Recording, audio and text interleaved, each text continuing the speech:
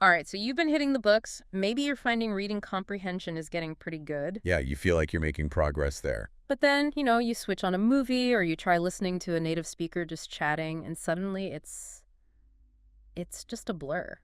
That feeling of hitting a wall with fast, natural English, it's super common. Yeah. You've got your materials, your notes, you've been studying, but you're trying to figure out how to actually connect that knowledge to understanding, well, lightning speed spoken English, especially native speakers. It's a really familiar place for language learners. You might feel you have the vocabulary, you've got the grammar down, but the actual speed, the rhythm, the flow of a real conversation just throws you off. Definitely. So you're not alone if you find yourself reaching for those subtitles constantly with movies or TV. Absolutely not. It's a major hurdle. Okay.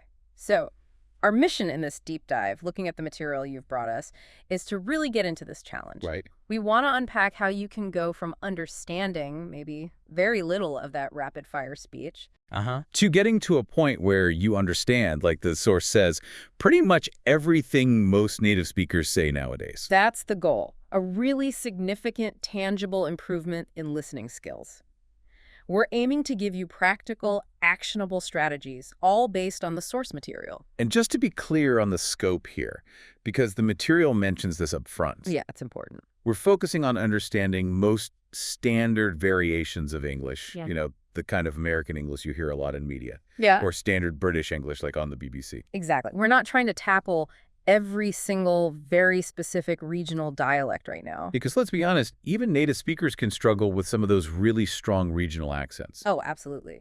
So this deep dive really hones in on the standard variations you're most likely to encounter, day to day or in media. Okay, perfect. So let's start breaking this down. What are the actual roadblocks? What's really getting in the way when you're trying to understand fast English? Because Yeah. it's clearly not just one simple thing. No, definitely not. The sources identify a few key obstacles, and the first one might actually be a bit surprising. Oh, yeah. What is it? It can often come down to your actual vocabulary knowledge. Vocabulary. Really?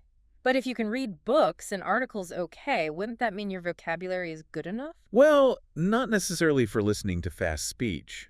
It's about knowing the right kind of vocabulary. Ah, okay. Not just any words. Exactly. It's about the everyday, real-life English that people actually use when they talk. That's often quite different from the more formal language you find in textbooks. Right. Native speakers rely heavily on things like colloquial language, right? And specific word combinations. Precisely. Colloquialisms, collocations, those words that just naturally go together, plus phrasal verbs and idioms. These are everywhere in spoken English, but maybe Yeah. not so common in your standard grammar exercises. That makes sense. It's the stuff you really only absorb by hearing English used naturally, in context. Yeah. Can you give us some examples from the material? What kind of things are we talking about? Sure. So take a colloquial phrase like pulling an all-nighter. Okay. If you've only studied formal English, hearing that might just leave you scratching your head. What does pulling have to do with staying up late? Right. And the source explains pulling an all-nighter means staying up very late, usually all night, to work on something, studying for an exam, finishing a project. Exactly.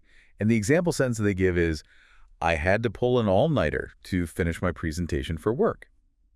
If you don't know that specific phrase, that whole sentence becomes much harder to process in real time when you hear it. Definitely slows you down.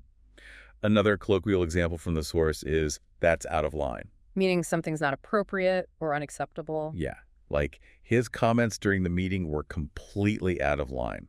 Again, if you're unfamiliar with out of line used in that way, you could easily miss the speaker's strong disapproval in that sentence. And it's not just these unique phrases, right? It's also about how regular words tend to stick together naturally. Collocations. Yes, collocations are huge. These are just word pairs or groups that sound natural to a native speaker because they're so commonly used together, like fast food. Right. You wouldn't really say quick food, even though the meaning is similar. Fast food is the set phrase. Exactly. The source contrasts quick shower versus fast shower. You'd always say you took a quick shower. Using fast shower would sound just a bit off, wouldn't it? Even if people understood. It would. It highlights that this isn't always about basic comprehension, but about sounding natural and understanding the nuances of common usage. Using the right collocations makes your own speech sound more authentic, too. Are there more advanced examples of these collocations in the material? Yeah, the source gives a couple of good ones. One is heightened awareness. Okay. You hear this often in news reports or discussions about social or environmental issues. The recent events have led to a heightened awareness of environmental issues. Heightened awareness works as a single unit of meaning there. Right, not just high awareness or increased awareness, though those are understandable. Heightened is the common partner. Exactly. Another one is bear a grudge. Ah, so holding on to resentment. Right. If you bear a grudge against someone, you harbor negative feelings towards them, maybe because they disappointed you or wronged you somehow. The example sentence is, she tends to bear a grudge against people who let her down. And notice let her down is another one of those natural phrases right in there, meaning disappoint her. It is. Spoken English is absolutely packed with these. And then you have phrasal verbs. These are a massive area. Oh yeah, learners often find these really tricky. And they're everywhere in conversation, Absolutely everywhere. The source highlights brush up on. meaning to review or refresh a skill or knowledge you haven't used in a while. Perfect. The example. Before the interview, she had to brush up on her technical knowledge. If you don't know, brush up on means review. That sentence is suddenly harder to grasp quickly. Yeah. Another one is crack down on. Which means getting stricter, implementing tougher measures against something. Right. The government is cracking down on tax evasion. These verbs, made of a verb plus a particle like on or up, have specific meanings you often just have to learn as vocabulary items. And finally, idioms, where the meaning isn't literal at all. Exactly. These can be real stumbling blocks. A classic idiom is to cut corners. Not literally cutting paper. No, it means taking shortcuts, maybe skipping important steps or not following procedures properly, often to save time or money, but usually with negative consequences. Like the source example. They cut corners when building the house, which led to several problems later on. Precisely. Or another common one, the ball is in your court. Meaning it's your turn to make a decision or take the next step. Yeah, I've given you all the information, so now the ball is in your court. You need to know these figurative meanings to understand the conversation. So just to recap this first roadblock, it's not just about knowing enough words, it's about knowing the right kind of words and phrases. The colloquialisms, collocations, phrasal verbs, and idioms that are constantly used in everyday spoken English and media. Exactly. The material really stresses that you need to actively study, practice, and crucially, try to use this kind of real-world vocabulary. The more familiar you are with it, the better equipped your brain is to decode fast speech. Okay, that makes a lot of sense. Vocabulary is one hurdle. What's another major one the sources identify? The next big one isn't just about your English knowledge, like vocabulary or grammar. It's about how quickly your brain can actually process the language information it's hearing, your processing speed. Ah, right. Because when you're reading, you control the pace. You can pause, go back, reread a sentence. Exactly. You have time to visualize, to let the meaning sink in. But with listening, especially to fast speech, the sound is there and then it's gone in an instant. You have to keep up in real time. Precisely. The source notes this is often a particular challenge for adult learners. You might have studied for years, have a really good grasp of grammar rules and a decent vocabulary on paper, Yeah. but you still struggle with the sheer speed of spoken English. Your brain just hasn't been trained yet to process auditory information that quickly. So how do you actually train that? You can't just tell your brain, process faster. The source had a specific exercise for this, didn't it? It did. A very practical tip. It involves practicing doing two things at the same time while you're listening. Okay. Like what? The exercise is simple. Take an audio clip, maybe 5 to 10 minutes long, like a podcast segment or a news report, and force yourself to take notes while you are listening in English. So jotting down keywords, main ideas, names, dates, any key bits of information as you hear them. Exactly. You're actively engaging your brain. You have to listen, process the meaning, select the key information, and then write it down, all happening simultaneously or very close together. That sounds challenging. It forces you to process actively, not just passively hear. It really does. And the source suggests doing this consistently, even just 5 or 10 minutes every day. It might feel difficult at first, like you're missing things while you write. I can imagine. But over time, this kind of simultaneous processing practice can significantly increase the speed at which your brain handles spoken English input. You could literally do this right now, couldn't you? Listening to us talk in this deep dive and trying to jot down the main points or tips as we go. That's a perfect application. It's There you go. active engagement that goes way beyond just letting the sound wash over you. It trains that processing muscle. Okay, great tip. So we have vocabulary challenges and processing speed limits. What's the third major roadblock the sources point to for understanding fast native speech? This one is huge. It's all about connected speech. Ah, yes. How words blend together. Exactly. Native speakers often sound incredibly fast, right? But a massive part of that perceived speed isn't just that they're saying individual words very quickly. It's more about how they link words and sounds together. They don't usually pronounce each word perfectly separately, Yeah. like a robot reading a script. Almost never.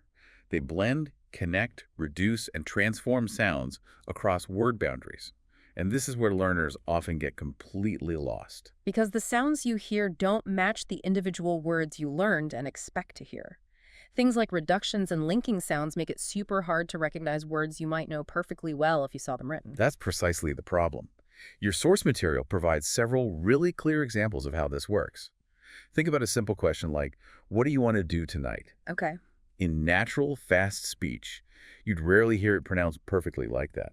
It often sounds much more like, what do you want to do tonight? Ah, Or even, what you want to do tonight? right. So what do you becomes what daya or what ja, and Right. want to do famously becomes wanna do. Those sounds just kind of melt together. They absolutely do. And if your brain is listening for the distinct sounds of, what do you want to do Mm. tonight, with little pauses in between, You're going to be completely lost from the start. instantly.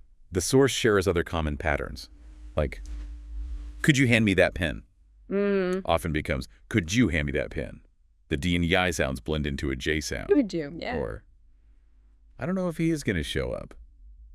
That might compress to, I don't know if he's going to show up. Okay, so I don't know often becomes I don't know. And if he is going to, reduces to if he's gonna. Lots happening there. A lot. Linking, I don't know, dropping the Asian he, and the classic going to becoming gonna. Another one, let me know when you are ready. That frequently turns into let me know when you're ready. Exactly. Let me becomes let me e, and you are contracts to your much smoother and faster. And one more really common one from the source. I have to get up early tomorrow. How does that sound in fast speech? Often like I have to get up early tomorrow. Right. Have to frequently becomes hafta. Notice get up. Those words blend together. In American English, that tin and get often turns into a quick eed sound, like get up, because it's between vowel sounds. Have to get up early tomorrow. Wow, yeah. These examples make it crystal clear why subtitles are almost essential for so many learners when watching movies or TV. Absolutely. You're hearing a stream of sound that often doesn't neatly correspond to the separate words you learn in your textbook or vocabulary list. Your brain just can't match the sounds fast enough if it doesn't know these patterns. Precisely. The material really stresses that a lack of familiarity with these common connected speech patterns, the linking, the reductions, the sound changes, is a major barrier to understanding authentic, fast media and conversation. Becoming aware of these and actively listening for them is absolutely crucial. Okay. So to quickly summarize the main roadblocks according to the source. First, not knowing the specific kind of vocabulary used in natural, everyday spoken English. Colloquialisms, collocations, phrasal verbs, idioms. Yep. Second, having a slower processing speed for auditory information compared to reading. That real-time processing challenge. And third, a lack of knowledge and familiarity with how native speakers actually connect and modify sounds in fast, connected speech. Those three are the big ones. Tackling these seems like the core task for anyone wanting to break through that listening barrier. It really is. But interestingly, before diving straight into all of the specific how-to strategies for improving listening, the source introduces a broader perspective, something important to keep in mind. Oh, what's that? Something beyond just focusing on native speakers. Exactly. The material brings up some really interesting data from Ethnologue from 2024 that kind of reframes the whole challenge. Okay, statistics about English speakers worldwide. Yes. According to this data, there are approximately 380 million native English speakers globally, people who learned English as their first language. Okay, 380 million. That sounds like quite a lot of people to potentially practice understanding. It is a significant number. But then look at the number of non-native English speakers. People who speak English as a second or additional language, L2 speakers, they're often called. Right. The same source states there are around 1.1 billion of them as of 2024. Wow. 1.1 billion non-native speakers compared to 380 million native speakers. That's almost 3 times as many. It's a huge difference. And the key implication the source draws from this is really important for learners. Statistically speaking, you are far, far more likely to interact with a non-native speaker of English in your daily life at work, when you travel, online, than you are with a native speaker. That's a fascinating point. So if that's the case, why is there so much emphasis, including in this deep dive, on understanding native speakers, especially the fast ones? That's a great question, and the material addresses it directly. The primary reason for specifically honing the skill of understanding fast native-like speech is for consuming media. Ah, movies, TV shows, podcasts. Exactly. Most of that content, historically and still largely today, is produced by native speakers, often using that faster, more connected style of speech. While the landscape is changing a bit with global content creators online, if you want to access and enjoy that vast library of existing English language media without relying constantly on subtitles, then understanding native speakers' speed and patterns is pretty crucial. But in terms of actual real-world conversations around the globe, In those contexts, you'll very often be using English with fellow non-native speakers, and this brings in the concept of English as a lingua franca. right, the source defines that as a language used for communication between people who don't share a common native language. It acts as a bridge. Precisely. Like French was in diplomacy for a long time, or Latin in scholarship, or Arabic in trade routes historically. Today, English has largely taken on that global role. Especially in fields like international business, science, aviation, academia. Yes, all those areas, Yeah. plus diplomacy, the internet. The source points out that the vast majority of conversations happening in English worldwide are actually between non-native speakers. Like the example they give, scientists from Japan and Italy talking at a conference. They're probably using English as their common ground, their lingua franca.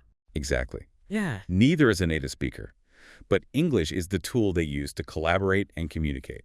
So this broader perspective is really helpful. It reminds us that while our specific goal today is improving comprehension of faster native-like speech, primarily for media, Right. it's also incredibly valuable to get exposure to and practice understanding various non-native speakers and accents, because that reflects the reality of English as a global language. Definitely. The source even briefly mentions the benefit of joining language communities, where you can interact with a diverse range of non-native speakers. Mm. It's great practice for real-world communication. Okay, that context is super useful. Now let's get practical again. Based on the source material, what are the specific, actionable strategies you can use to really improve your listening skills, especially targeting that faster native speed? Right, the how-to. Well, the absolute most fundamental piece of advice, which might sound obvious, but the source stresses non-negotiable, is simply listen, listen, listen. Just massive amounts of input. Yes. Constant, regular exposure to native speakers talking is the bedrock. You absolutely have to make it a habit, ideally a daily one. So podcasts, YouTube videos, music, movies, TV shows, just immerse yourself in native media. Pretty much. It's almost impossible to develop strong listening comprehension without putting in the hours. You train your ear by using it consistently. Okay, volume of input is key. What's another core strategy? Pick a reference variation of English and focus on that one, at least initially. So choose either, say, standard American English or standard British English, like received pronunciation, to start with. That's the idea. The source shares a personal anecdote about how the speaker, being Brazilian, was heavily influenced by standard American English because that was the majority of the media they consumed growing up. That became their reference point. So by focusing on one standard variety first, you give your brain a consistent model to learn from. Exactly. It provides a solid anchor. Once you feel pretty comfortable understanding that main accent, say, you can watch American movies without too much trouble. Then you can start deliberately branching out. To explore other accents like Australian, Irish, Scottish, etc. Right. Trying to master every single accent right from the beginning can feel incredibly overwhelming and might actually slow down your progress on understanding the most common forms. Consistency with one reference accent first is a smart approach. That makes sense. Build a strong foundation first. Okay, what else? There was a tip that sounded pretty intense. Ah, yes. The suggestion to actively remove media in your native language for a specific period. Right. The source suggested maybe 1 or even 2 years, where you listen only to English media. Yeah, it's a strong recommendation, framed as a kind of near-total immersion. That sounds like a huge commitment. It is, but the source argues, based on experience, that this level of focused, intense immersion is often what it takes for your listening skills to truly consolidate, stabilize, and reach a significantly higher level. So it's about creating an environment where your brain has to rely on English for auditory input. Exactly. It forces adaptation. The source clarifies that after this dedicated period, you can absolutely go back to enjoying media in your own language, but for that stretch of time, that near obsession, as they put it, can be transformative for listening skills. So setting a specific time frame and really committing to that English-only media diet. Being very intentional about that immersion period, yes. Okay. What's another key tip? Consume a variety of media types. Don't just stick to one thing. So don't just listen to podcasts or only watch sitcoms. Mix it up. Yes. Listen to podcasts, watch YouTube channels on different topics, watch movies, binge TV series, listen to audiobooks, watch TED Talks, listen to news reports. Why is that variety important? Different formats expose you to different styles of speaking, different paces, different levels of formality, different conversational dynamics. A scripted movie sounds different from an unscripted interview podcast, which sounds different from a news anchor. This variety trains your ear more comprehensively. Got it. And related to that, the source also recommends consuming a variety of topics. Definitely. And crucially, focus on topics that you are genuinely interested in anyway. Like, if you love movies, listen to film review podcasts. If you're into psychology, find lectures or interviews on that. Technology, music, history, whatever floats your boat. Exactly. The source gives examples like movies, music, rock and roll, psychology, education, technology. When you're actually interested in the content, listening becomes much more engaging and sustainable. It feels less like a chore and more like pursuing your interests just in English. That's a great point for motivation. Okay, another practical strategy mentioned involves how you practice listening specifically, distinguishing between different listening goals. Right. Practicing listening for gist versus listening for specific information. Okay, explain those. Listening for gist. Listening for gist means your only goal is to understand the main idea, the overall point, or the core message of a listening clip. Maybe you listen to something short, 2 to 5 minutes. Then you pause and just try to summarize, maybe out loud or by writing it down. What was the main point here? So you're not worrying about catching every single word or detail, just the big picture. Exactly. This is particularly useful for learners at lower levels or when you're encountering really challenging material. Getting bogged down trying to understand every single word can be counterproductive and frustrating. Focus on the main message first. Okay, that's listening for gist. What about listening for specific information? This is a different kind of listening practice. Here, your goal is to deliberately listen for and catch specific details mentioned in the audio. Things like names, numbers, dates, times, places, specific facts or figures. So like listening to a news report and trying to catch the key statistics, or listening to directions and noting the street names and turns. Precisely. It trains your ear to pick out those crucial details from the stream of speech. And for more advanced learners, say B2 or C1 level and above, the source suggests an even more demanding type of listening practice. Yes, listening for verbatim accuracy. This is where you try to transcribe, to write down every single word you hear exactly as it was spoken. Wow, that sounds incredibly difficult. Why is that exercise so valuable? The source argues it's essential for developing real precision and accuracy in your listening. It forces intense concentration and makes you pay attention to every little sound, every connection, every reduction, every grammatical structure. It must really highlight the gaps in your understanding. It does. The course notes that many learners might think they understand the gist, maybe feeling like they got 90–95% of it. But if they actually tried to transcribe that same audio verbatim, they'd likely realize they missed a lot more nuances, small words, or specific phrasings than they thought.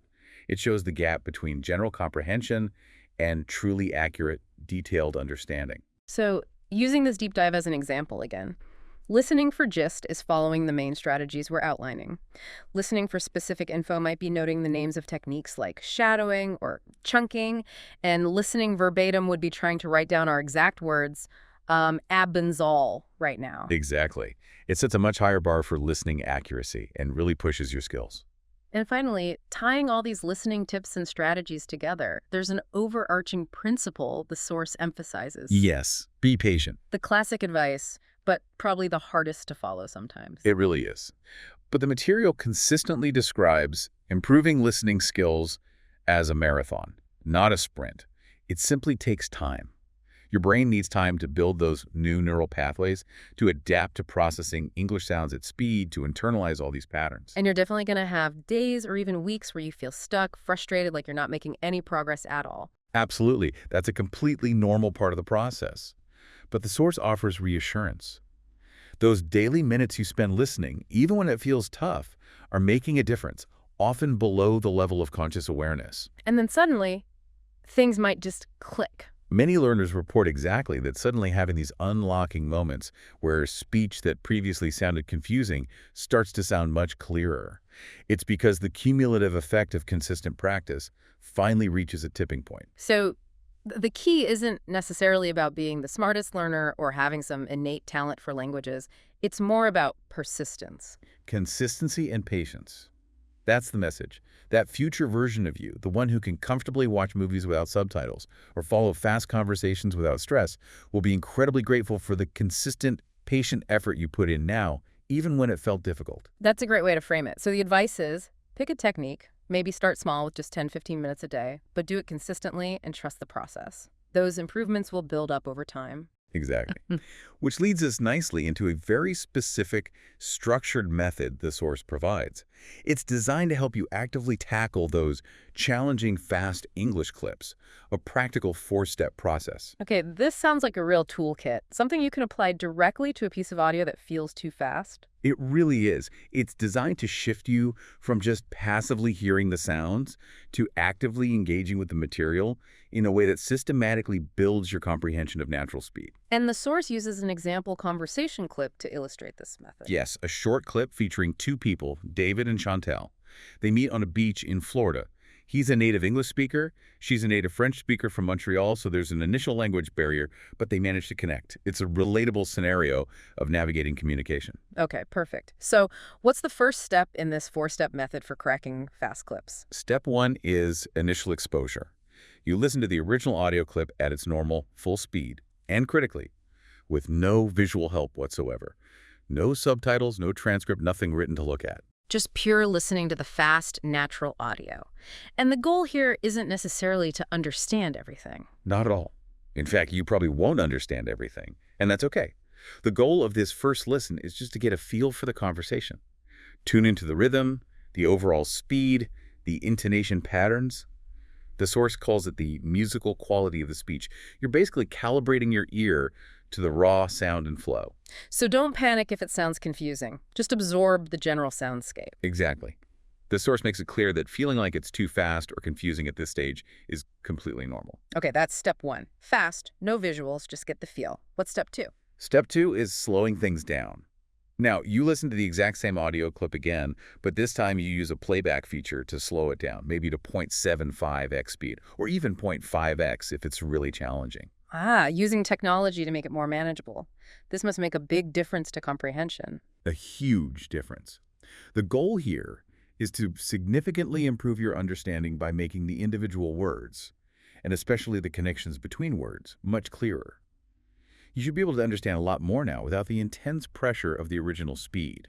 It really isolates how much the speed itself was hindering your processing. Okay, so first, fast for the overall feel, then slow for clarity and detailed understanding. What's step 3? Step 3 is active listening and transcription. Now, you go back and listen to the original fast clip again. Back to the challenging full speed. Yes. But this time, your task is to try and write down every single word you hear, or at least as many words as you possibly can catch. Wow, okay. Transcribing the fast audio, that sounds like serious mental effort. It is, but it's incredibly effective training for your ear and brain. It forces intense concentration and makes you actively work to decipher the sounds. You have to focus on pronunciation, rhythm, word boundaries, grammar, all without the cognitive load of trying to generate language yourself. And it must pinpoint exactly where you're struggling, the specific words or phrases or connections that are tripping you up. Precisely. It's a powerful, active listening practice, even though the output is writing, not speaking. And this leads directly into the crucial final step. Step 4. Step 4 is comparison and analysis, or, as the source also calls it, verification. So checking your work. Exactly. This is where you take the transcript you just attempted to write and compare it, line by line, with the actual correct transcript of the audio clip. The moment of truth. Kind of, but it's incredibly valuable. You see exactly where you misheard sounds, where you missed words completely, where you didn't recognize vocabulary or couldn't parse the connected speech. It gives you incredibly specific, personalized feedback on your listening weak spots. And probably highlights pronunciation features you weren't aware of, too. Definitely. And the source makes an important point. Learners are often pleasantly surprised at this stage by how much they did actually understand correctly, even if it didn't feel like it during the initial fast listen. That must be really encouraging, seeing tangible proof of what you did get right alongside the areas to work on. Absolutely. It reinforces progress and provides clear direction for improvement.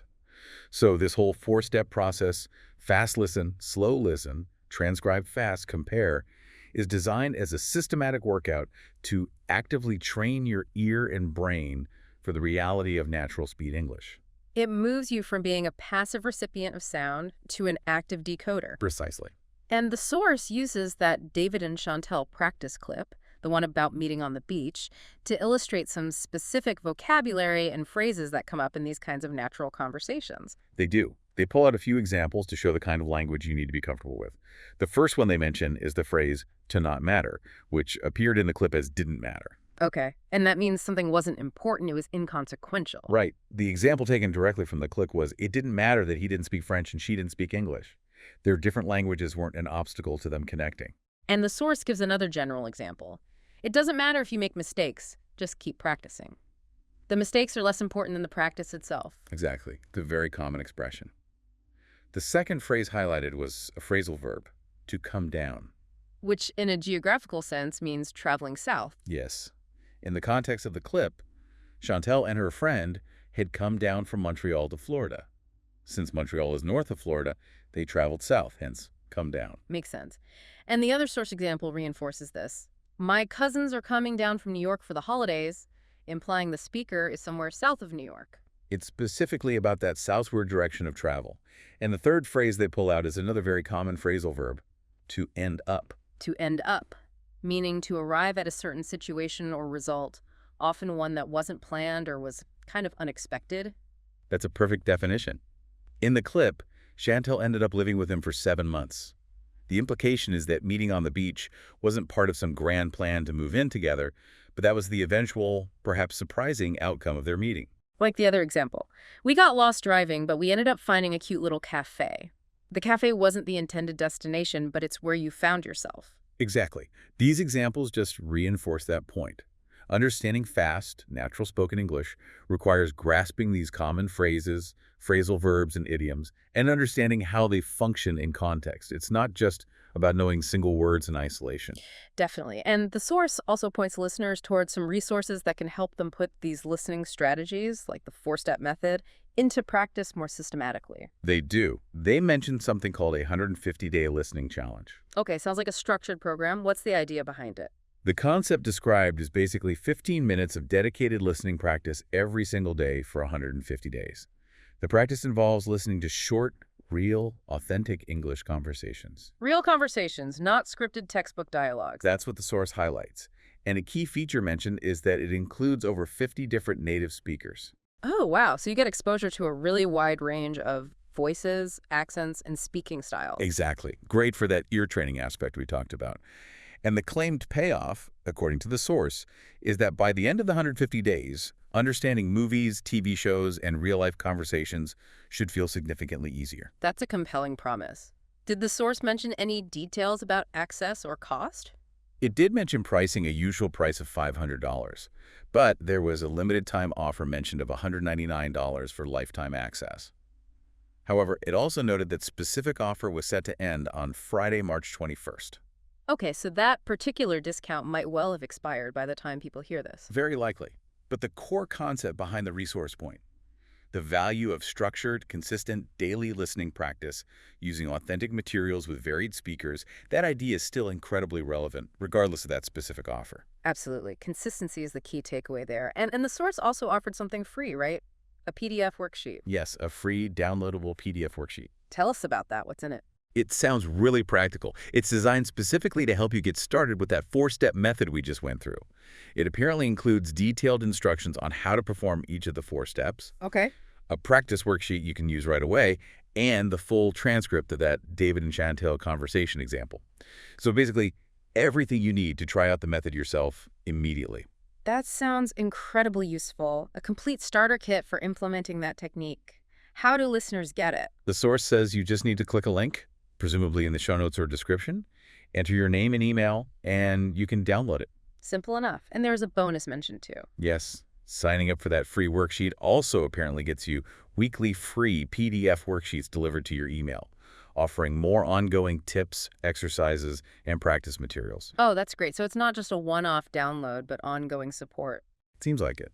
So whether you consider a structured program or just start with that free worksheet and apply the four-step method using your own audio sources, the crucial element, as always, is putting these techniques into consistent, regular practice. Definitely. Knowledge is one thing, but practice is where the real learning and improvement happen. Practice is where the rubber meets the road, absolutely. Okay, so we've really dug deep into the listening comprehension side, understanding that fast English. But there's the other side of the coin, isn't there? A challenge many listeners face. Ah, yes. You understand what people are saying reasonably well. Yeah, the input processing is okay. But then when it's your turn to speak, especially in a faster-paced conversation, you just freeze up or feel like there's this frustrating delay before you can get your words out. Exactly, that lag time.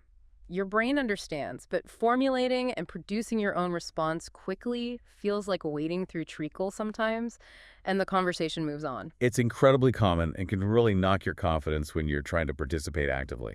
So how do we tackle that side of things? How can you improve your own speaking fluency and speed so you can respond more quickly and confidently? Well, the good news is the source material addresses this directly too. It offers a really practical three-step strategy specifically aimed at improving speaking fluency and reducing that response delay. Okay. These techniques, which the source mentions, are drawn from a resource called Mastering Fast English Conversations, aren't about memorizing more grammar rules. They're active practice methods designed to train your brain and mouth to work together more quickly and smoothly. And they can apparently show results fairly quickly with consistent practice. So practical exercises focus directly on getting the words out faster and more naturally. I like the sound of that. Me too. It's about building that production skill. And the source mentioned another free PDF worksheet specifically for these speaking techniques as well, right? Yes, just like for the listening method, there's a companion worksheet that covers these three speaking steps, offering extra practice. We can mention that again later. Perfect. Okay, let's get into these 3 steps for building speaking fluency and speed. What's the first one? Step 1 is a technique called shadowing. Shadowing. Okay, we heard that term mentioned briefly before in relation to listening, but explain it as a speaking practice. Right. As a speaking technique, shadowing means listening to a native speaker's audio and trying your best to repeat exactly what they say almost simultaneously, or just a fraction of a second behind them. Like you're their vocal echo, or, well, their shadow. Exactly like that. You're not just repeating after a long pause. You're trying to speak along with them or immediately after them. And you're aiming to match everything. Their speed, their rhythm, their pauses, their intonation. Yes, precisely. The source explains that shadowing is incredibly effective for improving your pronunciation because you're mimicking a native model directly. But crucially for fluency, it also helps you absorb and internalize the natural rhythm, intonation patterns, and overall flow of spoken English. It's like you're copying the music of the language, not just the individual notes or words. That's a great analogy. And here's the fascinating part the source highlights. Because you're focusing only on copying the sounds and rhythm, your brain kind of bypasses the usual cognitive load of having to think about what to say, the grammar, the vocabulary choice. Ah, so it frees up mental resources. Exactly. It allows your mouth and your ears to train together purely on the mechanics of producing speech, quickly and naturally. You're internalizing the how of speaking fluently. That makes a lot of sense. Should we try a quick example? Maybe I can shadow you. Sure, let's do it. I'll say a sentence and you try to repeat it right after me, matching my speed and flow as closely as possible. Ready? Let's meet at the coffee shop around 3 p.m. Mimics immediately. Let's meet at the coffee shop around 3 p.m. Okay, yeah. You really have to focus and push yourself to keep up. It forces quick processing and production. It absolutely does. It gives your verbal reaction speed a direct workout. That's shadowing. Okay, powerful technique. What's the second step in the strategy for speaking fluency? Step 2 is chunking. Chunking, like breaking things down into smaller pieces. We talked about this for listening, recognizing word groups. Yes, and now we're applying it to speaking.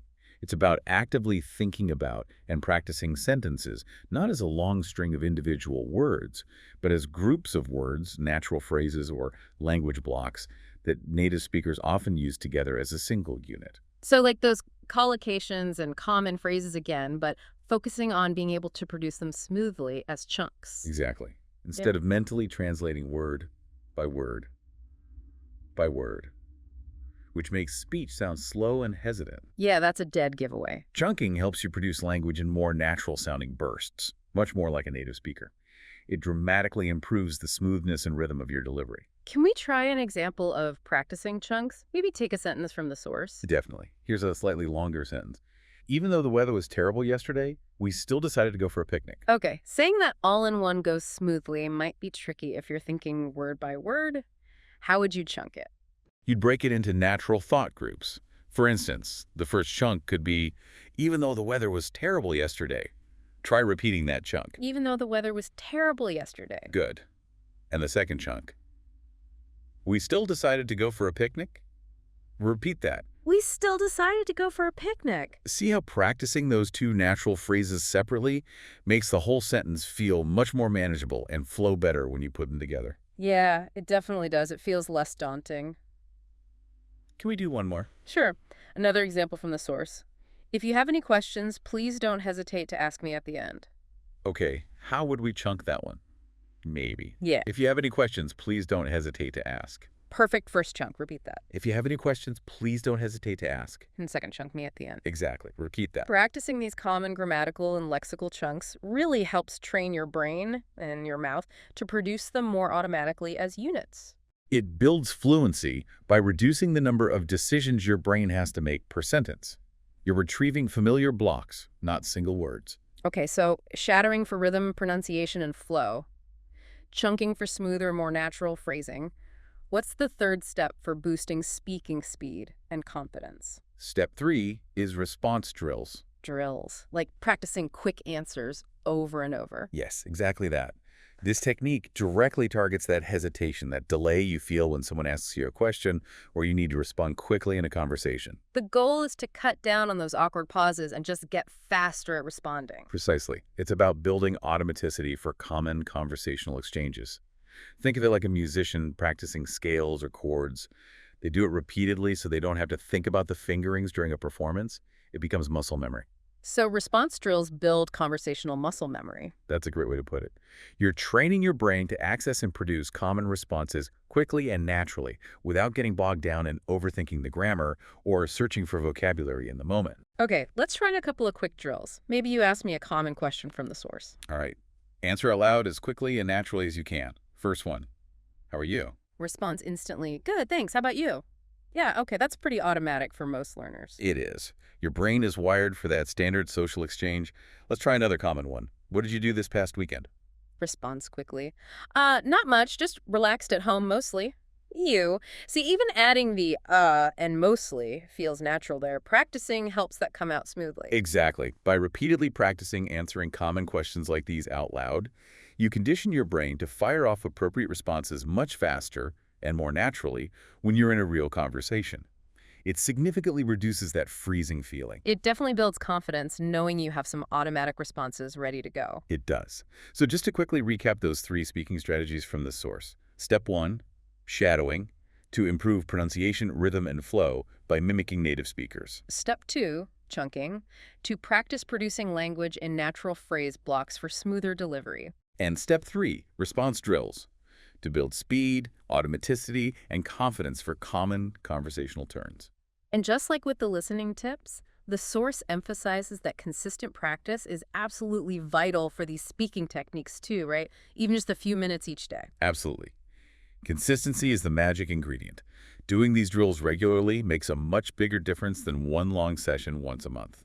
And remind us about that free PDF worksheet again. Yes, the source mentioned there's a specific free PDF worksheet available that covers these 3 speaking steps: shadowing, chunking, and response drills with extra practice exercises. A great way to get started applying them. Fantastic. Okay, so those are techniques for the mechanics of speaking more fluently and quickly. But the source also talks about broader elements, doesn't it? Yeah. Things that contribute to sounding more natural overall, more native-like, beyond just speed. Yes, absolutely. Moving beyond just fluency, they introduce 3 key elements that really add that layer of polish and naturalness to your spoken English. It's the first one. The first is intonation. The music of the language again. The rise and fall of your voice as you speak. Exactly.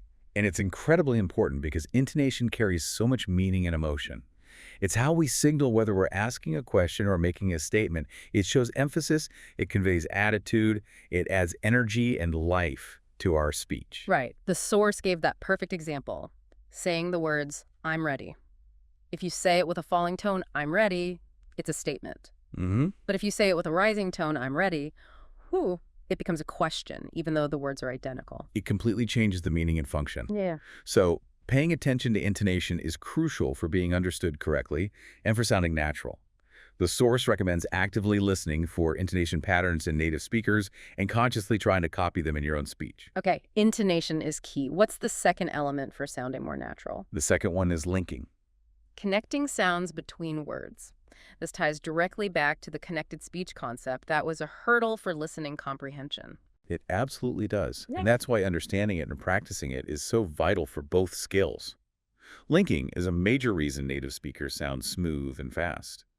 It's not just that individual words are spoken quickly, it's that the words flow together seamlessly without awkward breaks. Like the examples we heard before, what are you doing? Often sounding like, what you doing? Exactly. Or, I don't know, blending smoothly into, I don't know. Those connections are fundamental to natural spoken rhythm. So for speaking, you need to become aware of these common linking patterns and actually practice doing them yourself. Yes. The source suggests consciously listening for linking, noticing where sounds connect or blend, and then trying to incorporate those connections into your own speech. It might feel a bit strange or forced at first, I can imagine. but consistent practice helps it become much more automatic and natural over time. It makes your speech significantly smoother. Okay, so intonation for melody and meaning, linking for smooth connections. What's the third key element for sounding more natural? The third one is using natural expression. This sounds like it circles back to the vocabulary point we started with, using everyday language. It does, but with a focus on producing it. It's about actively using those common everyday phrases, idioms, phrasal verbs, and collocations that native speakers use all the time. It's about speaking English the way it's actually spoken, not just relying on literal translations from your own language or using grammatically perfect but slightly stiff or unnatural phrasing. Like choosing to say, it's up to you, instead of maybe a more literal, the decision belongs to you. Exactly.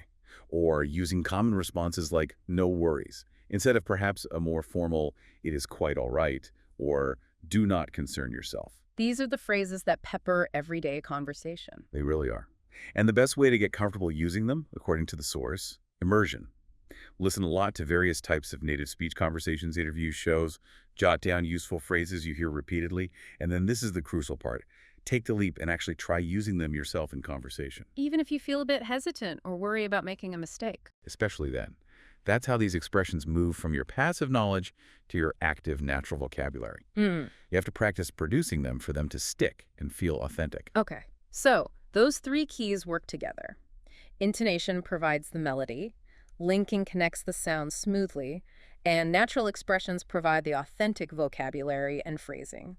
It's the combination that creates that native-like flow. Precisely. They all contribute to sounding more natural and less like you're reading from a script or translating in your head. The source prompts you to reflect, doesn't it? Like, are you actively paying attention to these elements in your own speech? Maybe record yourself speaking. Yeah, recording yourself and listening back can be incredibly eye-opening. You might notice things about your intonation, linking, or lack thereof, and phrasing that you weren't aware of while speaking. Conscious awareness is the first step towards improvement. And conscious practice is the next. Makes sense.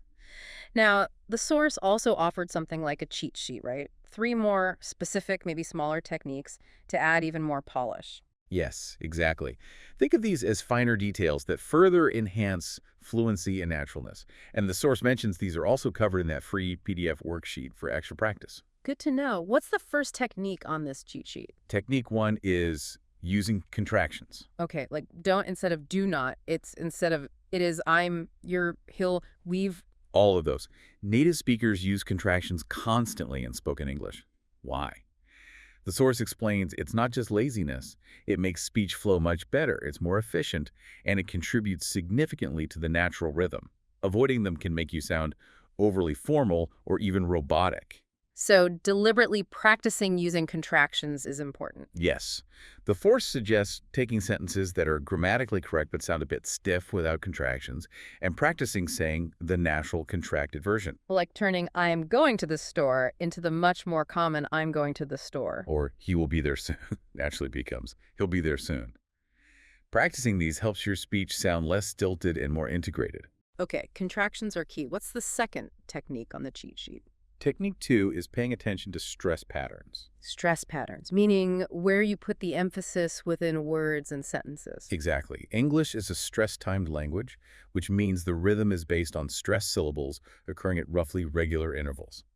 Placing stress correctly on syllables within words, like photograph versus photographer, and stressing the important words within a sentence is crucial for clarity and natural rhythm. So it's not just what words you say, but which syllables or words you give more prominence to. That signals importance and creates the beat of the language. Precisely. It helps convey meaning and makes your speech much easier for listeners to follow. The source suggests listening carefully to which words native speakers emphasize in sentences and trying to mimic those stress patterns. Okay. Contraction, stress patterns. What's the third technique on the cheat sheet? Technique 3 is using fillers appropriately. Fillers? You mean like a, like, well, so, right. Aren't those things we're usually told to avoid, like signs of hesitation or uncertainty? That's often the traditional advice, but the source makes a really interesting counterpoint here. It argues that fillers, used naturally and not excessively, actually play a pretty essential role in making conversations sound authentic. Really? How so? They serve several functions. They can bridge thoughts while you formulate your next idea. They buy you a split second of thinking time without leaving an awkward silence. And they can make your speech sound less abrupt or scripted, more spontaneous and conversational. Native speakers use them constantly, often completely subconsciously. So trying to eliminate them completely might actually make you sound less natural, kind of robotic? That's the argument. Of course, you don't want to overuse them to the point where every other word is like or as that becomes distracting. But the source suggests becoming aware of how native speakers use fillers naturally and then trying to incorporate them appropriately into your own speech. Don't be afraid of a natural or well. That's a relief, actually. So, contractions for flow, stress patterns for rhythm and emphasis, and fillers for natural pausing and conversational feel. These add those subtle nuances. They really do. And the source connects these back to related concepts we've already discussed, like connected speech, blending words smoothly, and reductions, shortened forms like gonna, wanna, hafta. It also re-emphasizes the role of intonation. All these elements work together synergistically to create fluent, natural-sounding English. It's like building layers of naturalness onto your speaking. Exactly. It's a holistic process. Okay, this has been incredibly comprehensive on both listening and speaking.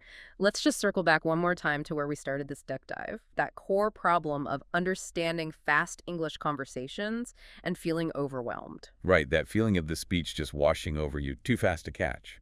The source brings the focus back again, reinforcing 3 key strategies specifically designed to help you master the comprehension of fast English. Think of these as active ways to take control of your listening practice. Okay, what's the first strategy here? Strategy 1 is prediction. We touched on this briefly, using context to anticipate what might be coming next. Exactly. Using the context of the conversation, your background knowledge of the world, and your knowledge of English language patterns to make educated guesses about upcoming words or ideas. How does this specifically help with fast speech comprehension? It helps your brain process information more efficiently. Instead of passively waiting for every single sound and then trying to decode it, you're actively building a mental framework. You're priming your brain for likely possibilities, which makes it easier to recognize words and ideas when they arrive quickly. Like those examples, hearing, "It's raining cats and dogs, don't forget your road," instantly makes you anticipate umbrella or raincoat. Precisely. Or, if you're feeling tired, you should probably get some. Leads you to expect rest or sleep. Your brain is already halfway there, making it easier to keep up with the speed. And remembering the caution. It's flexible anticipation, not rigid guessing. You still have to listen carefully and adjust if your prediction was wrong. Absolutely. It requires mental flexibility. It's a dynamic process of anticipating, listening, and confirming or correcting. But it's a powerful tool against feeling overwhelmed by speed. Okay, prediction is strategy 1. What's the second key strategy for mastering fast listening? Strategy 2 is shadowing. Wait, shadowing again. We just discussed that in detail as a technique for improving speaking fluency. How does it help with listening comprehension? This is a really interesting point the source makes. The act of shadowing, trying to mimic fast native speech in real time, actually boosts your auditory processing speed. How? By forcing your brain and your speech organs to work together at that faster pace, you are simultaneously training your ear to recognize those fast sounds, connections, and rhythms more quickly. It helps sync up your hearing and understanding, effectively shrinking the lag time between hearing fast speech and comprehending its meaning. So the very act of trying to produce the fast speech patterns makes you better at perceiving them. Exactly. It's an intense workout that benefits both your speaking production and your listening perception when it comes to speed. Let's try a quick shadowing exercise focused on listening speed. Try to shadow me immediately on these faster sentences. So I'll send you a quick message as soon as I get there. I'll send you a quick message as soon as I get there. We need to wrap this up pretty quickly. We need to wrap this up pretty quickly. Wow, yeah, you can feel how it forces your brain to process the incoming sound incredibly rapidly to keep up. It directly trains that rapid auditory processing needed for fast speech. Okay, prediction and shadowing.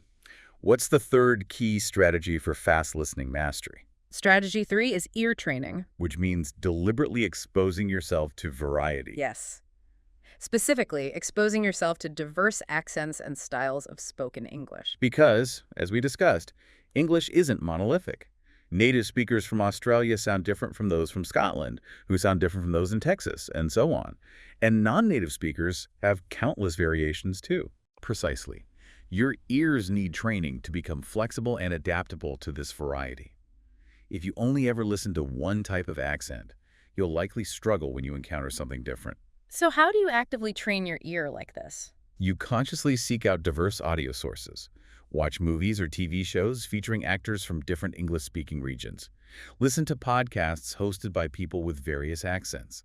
Find interviews or talks given by people from different countries. Make variety a deliberate part of your listening diet. And the source had a tip for making this less daunting initially. Yes. When you first encounter a particularly challenging accent or very fast speech, aim for just comprehension first. Don't pressure yourself to understand every single word right away. Just try to get the main idea. Patience and consistent exposure are key. Your ear will gradually adapt. And they mentioned using playback speed controls again here. They did. That practical tip of using the 0.75x or 2.5x speed setting can be incredibly helpful as training wheels when dealing with difficult accents or speeds. Listen slowed down first to get accustomed to the patterns, then gradually increase the speed back to normal as you feel more comfortable. So, prediction to anticipate, shadowing to sync hearing and understanding at speed, and ear training to adapt to variety.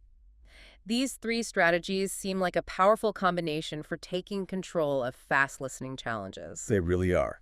And again, the source underscores that these aren't passive concepts. They require active engagement and consistent practice to yield real results. You have to consciously apply them. Let's try to synthesize the most actionable takeaways from across this whole deep dive, pulling together the threads for someone ready to start practicing today. A good consolidation is always helpful. The source strongly, repeatedly reinforces the importance of active listening, particularly training yourself to focus on the main idea first. Just asking yourself that simple question after listening, what was the main point here? Yes. It's a powerful mental habit to cut through the clutter of details and prevent that feeling of being totally overwhelmed. Just grasp the core message first. They also reiterate the importance of recognizing speech reductions and connections. Understanding that those shortcuts native speakers use, like give me a second, let me know, Yeah. or sounds blending like in get up, forget up, aren't random. They follow predictable patterns. Learning the common ones is like learning essential shorthand for faster comprehension. You start hearing those patterns, not just confusing sounds. Exactly. You begin to decode the stream more efficiently.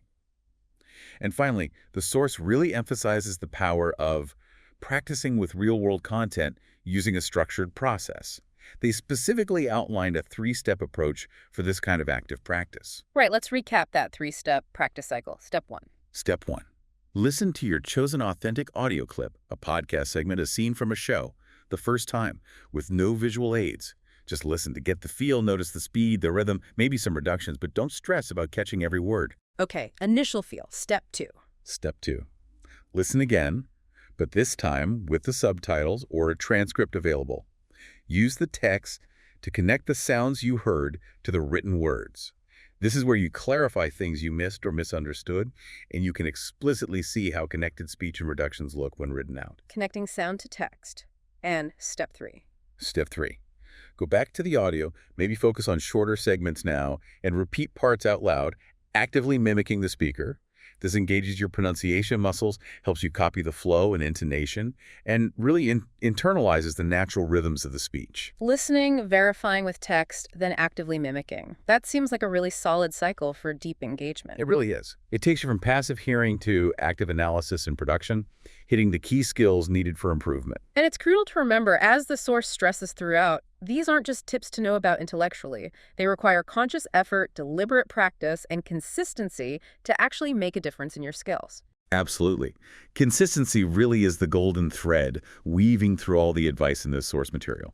Even those short bursts of daily practice, applied consistently, will compound into significant improvements over time. Well, we have certainly covered a tremendous amount of ground in this deep dive, drawing entirely from the source material you brought us on understanding and speaking fast English. We really have. We've dissected the core challenges, the specific vocabulary needed for spoken English, the limits of processing speed, and the complexities of connected speech. We also broadened the lens, putting it in the context of English as a global lingua franca, reminding us that interaction often happens with other non-native speakers. And then we dove headfirst into practical strategies.